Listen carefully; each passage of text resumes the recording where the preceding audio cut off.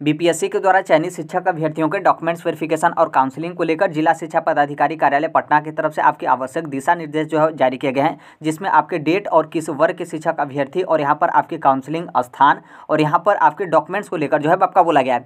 जैसे आप यहाँ पर देखेंगे तो इसमें आपका डेट दिया गया 25 दिसंबर 2023। तो आप ये मत सोचिएगा कि मेरा 26, 27, 28, 29, 30 को काउंसलिंग आपका डेट जो है उस शिक्षा विभाग के माध्यम से आपका डिसाइड किया गया है। तो ये आपका लेटर आपके लिए नहीं है, आपके लिए अलग से लेटर जारी किया जाएगा। देखिए यहाँ पर जब आपके काउंसलिंग स्टार्ट हो जाते हैं तो अलग से आपका लेटर कोई उस तरीके का चेंज होता है तभी आपका जारी किया जाता है, नहीं तो कोई आपका लेटर जो है जारी नहीं किया जाएगा, क्योंकि डेट पहले ही आपका शिक्षा विभाग के माध्यम से आपका डिसाइड कर दिया गया है। और ये जो आपके काउंसलिंग का स्थल होता है इसमें तो आपका चेंज ही नहीं होगा। और जो आपके डॉक्यूमेंट्स लगेगा यहाँ पर कौन कौन से आपके डॉक्यूमेंट्स लेकर जाना है वेरिफिकेशन के टाइम पे, तो इसमें आपका किसी भी तरीके का बदलाव नहीं होगा। तो ध्यान रखिएगा कि यदि आपका यहाँ पर क्या है कि बीपीएससी के द्वारा आपको जिला आवंटित जो किया गया है वो आपको पटना जो है वो जिला मिला है, तो जो आपका काउंसलिंग का स्थल रहेगा वो आपका यहीं रहेगा, शहीद राजेंद्र प्रसाद उच्च माध्यमिक विद्यालय गर्दनी बाग पटना। तो आपको पटना मिला है, तो आप यहाँ पर जाकर जो भी आपका डेट शिक्षा विभाग के माध्यम से दिया गया है तो उस डेट को जाकर आप अपना काउंसलिंग और डॉक्यूमेंट्स वेरिफिकेशन करा सकते हैं।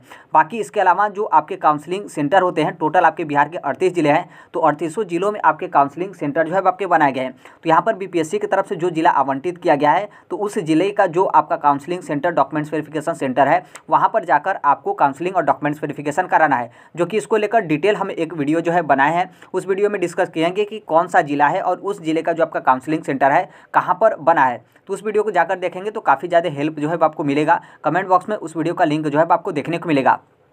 25 तारीख को जो आपका काउंसलिंग होगा, आप सभी लोग को पता है कि बीपीएससी टीआरई फर्स्ट का जो सप्लीमेंट्री रिजल्ट जारी किया गया था तो उसमें जितने भी चयनित शिक्षक अभ्यर्थी हैं उसका सभी विषय और यहाँ पर आप काउंसलिंग का स्थल जो है आप यहाँ पर देख सकते हैं।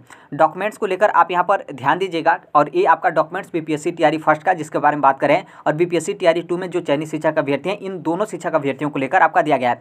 यहाँ पर आपके मूल जो आपका प्रवेश पत्र है उसको लेकर आपका दिया गया है। यहाँ पर आपके आधार कार्ड को लेकर बोला गया है। यहाँ पर आपके शैक्षणिक एवं जो आपके प्रशैक्षणिक प्रमाण पत्र हैं उसको लेकर आपका बोला गया है। यहाँ पर आपके सीटेट, बीटेट, एसटीईटी को लेकर बोला गया है। सीटेट को लेकर ध्यान रखिएगा कि बहुत सारे शिक्षक अभ्यर्थी मार्कशीट और सर्टिफिकेट में जो है आप लोग यहाँ पर जो है कन्फ्यूज थे। यदि मान लीजिए आप लोग फॉर्म भरते टाइम सर्टिफिकेट अपलोड किए थे तो वो लोग सर्टिफिकेट ही जो है वो मांगेंगे, क्योंकि जो आपका सर्टिफिकेट का अपलोड वाला सर्टिफिकेट का जो आपने डॉक्यूमेंट्स अपलोड किया था उस पर बीपीएससी का वाटर मार्क जो है वो लगा रहता है, लेकिन आप अपने साथ मार्कशीट जो है अपने साथ रख सकते हैं। यदि उन लोग मांगेंगे तो आप दिखा दीजिएगा, नहीं मांगेंगे तो कोई बात नहीं, हालांकि वो लोग मांगेंगे ही नहीं।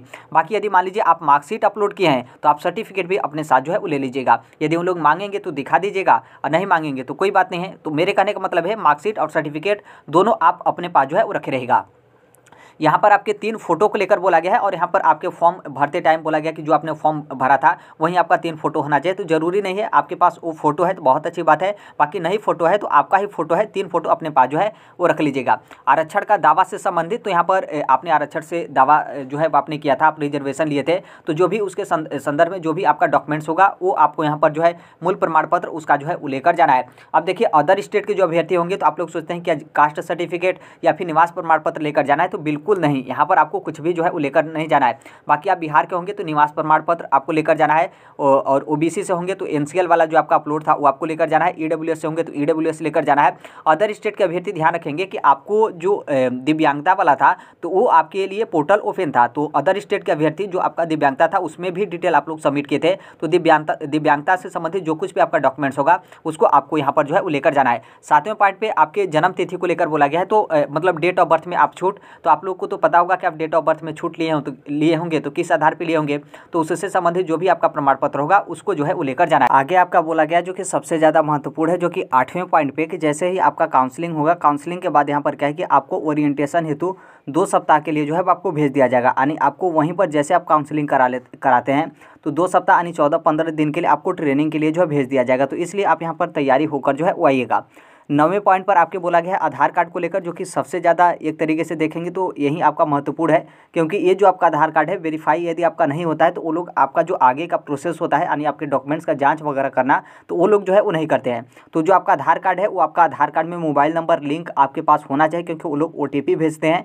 OTP भेजने के बाद ही यहाँ पर क्या है कि आपका आधार कार्ड वेरिफिकेशन जो है आपका होता है। आगे आप यहाँ पर देखेंगे 10वें पॉइंट पर तो जो लोग पहले से टीचर हैं उनको लेकर आपका बोला गया है। बाकी 11वें पॉइंट पर आपके प्राण जनरेट को लेकर बोला गया है, 11वें और 12वें को लेकर। जैसे यहाँ पर क्या है कि जैसे आप काउंसलिंग के लिए जाएंगे तो वहाँ पर आपका प्राण के लिए आवेदन भी जो है किया जाएगा। जो कि प्राण के लिए आपका आवेदन होगा तो उसमें आपका बैंक अकाउंट जो है वो नंबर होना चाहिए, यानी आपका खाता जो है वो खुला होना चाहिए। किसी भी राष्ट्रीयकृत बैंक में है वो आपका चल जाएगा। भले ही आप बिहार के हैं तो बिहार का खाता है तो यहाँ पर कोई दिक्कत नहीं है। बाकी आप अदर स्टेट के हैं और अदर स्टेट का ही आपका खाता है तो भी आपका चलेगा। ऐसा नहीं है कि आप बिहार में शिक्षक बनने जा रहे हैं तो आपके बिहार में अकाउंट होना चाहिए।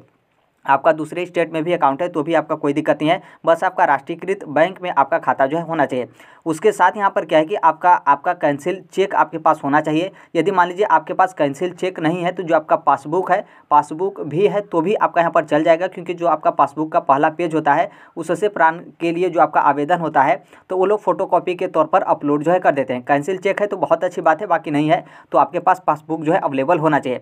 यहाँ पर पैन कार्ड को लेकर, क्योंकि बिना आप प्राण के लिए आवेदन करने जा रहे हैं और आपके पास पैन कार्ड नहीं है, नंबर नहीं है, तो आपका आवेदन हो ही नहीं पाएगा। तो इसलिए यहाँ पर क्या है कि आपका पैन नंबर जो है आपका मांगा गया है। यदि मान लीजिए आप लोग पैन कार्ड नहीं बनवा पाए हैं तो तुरंत आप आवेदन जो है पैन कार्ड के लिए कर दीजिएगा। आपका ई पैन नंबर जो है वो तुरंत आपको मिल जाता है। तो ई पैन नंबर से यहाँ पर क्या है कि जो आपका प्राण होगा उसके लिए ये लोग आवेदन जो है वो कर लेंगे।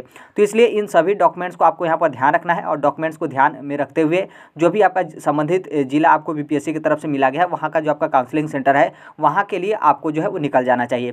क्योंकि जैसे आप पहले निकल जाएंगे तो पहले आप अपना काउंसलिंग वगैरह करा लेंगे तो आपका ज़्यादा सही रहेगा। और पहले कराने में थोड़ा सा ये बेनिफिट रहता है कि आपको डाइट वगैरह में जो है आपका जो 2 सप्ताह नीचे आपका बोला गया था तो उसमें आपका भेज दिया जाता है। नहीं तो स्टार्टिंग में आपका बीआरसी में भेजा जाता है, तो बीआरसी में आप जाएंगे तो आपको प्राइवेट रूम वगैरह जो है वो लेकर रहना पड़ता है, तो उसमें काफ़ी ज़्यादा आपके मतलब खर्च वगैरह पैसे जो है आपके चले जाते हैं। तो इसलिए इन सभी चीज़ों को ध्यान में रखते हुए डॉक्यूमेंट्स अपने पास, हर एक चीज़ अपने पास व्यवस्था करते हुए अच्छे से आप जो है डॉक्यूमेंट्स वेरिफिकेशन काउंसलिंग के लिए आप जो है वो निकलिएगा। तो अभी के लिए यही अपडेट है, बाकी जैसे जैसे जो आपका अपडेट आता रहेगा हर एक चीज़ हम इस platform right to education Sonbhadra पे शेयर जो है वो करते रहेंगे। अभी तक आप इस चैनल को सब्सक्राइब नहीं किए होंगे, सब्सक्राइब करते हुए बेल आइकन को प्रेस जो है वो जरूर कर लीजिएगा।